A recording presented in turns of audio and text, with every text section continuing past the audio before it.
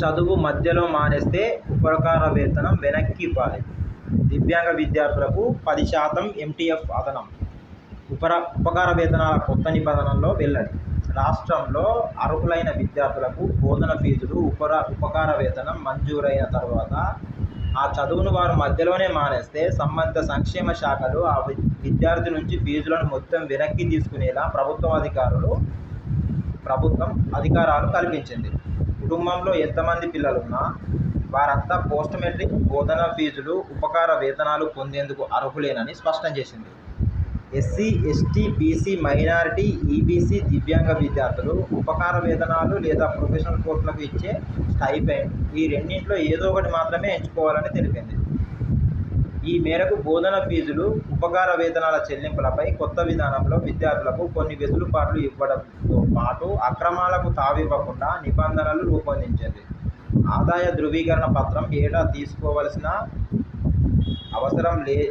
అవసరం లేదు. కోర్సులో చేరినప్పుడు తీసుకున్నదే కోర్సు పూర్తయ్యే వరకు చెల్లుబాటు అవుతుంది. అదనపు డిగ్రీ, పీజీ కోర్సులకు బోధన ఫీజులు, ఉపకార వేతనాలు అందవు.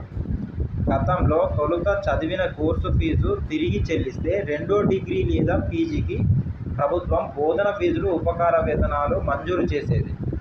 దివ్యాంగులైన విద్యార్థులకు చెల్లించే ఉపకార వేతనాలు ఎంటీఎఫ్ సాధారణ విద్యార్థుల కన్నా 12% అదనంగా ఇవ్వనుంది.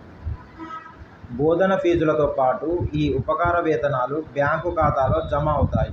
ఆధార్ ధృవీకరణ తర్వాతే దరఖాస్తు ముందుకు వెళ్తుంది. ఈ మేరకు 10వ తరగతిలో ఉన్నట్లు ఆధార్లోని పేరు సవరించుకోవాలి. విద్యార్థుల దరఖాస్తుతో పాటు ధృవీకరణ పత్రాల కాపీలన్నీ డిజిటల్ రూపంలో ఈపాస్ వెబ్సైట్లో కళాశాలలు అప్డేట్ చేయాలి. బ్యాంకు ఖాతా వివరాల్లో తప్పులు ఉంటే విద్యార్థికి సమాచారం ఇస్తారు. జిల్లా అధికారి డిజిటల్ కాపీలను పరిశీలించి డిజిటల్ కీ సహాయంతో బోధన ఫీజులు, ఉపకార వేతనాలు మంజూరు చేస్తారు. అంటే డిగ్రీలో ఫస్ట్ ఇయర్లో జాయిన్ అయ్యారు, సిచ్యువేషన్ వల్ల బాగాలేక బంద్ చేసిండు, మీరు తీసుకున్న స్కాలర్షిప్ మళ్ళీ బ్యాక్ ఇచ్చేయాలి. ఇది కరెక్టా కాదా? ఓకే, ఇదైతే రూల్స్ తెలంగాణ గవర్నమెంట్ తెచ్చింది. చదువు మధ్యలో మానేస్తే ఉపకార వేతనం వెనక్కి ఇచ్చేయాలంట. ఎంత తీసుకుంటే అంత.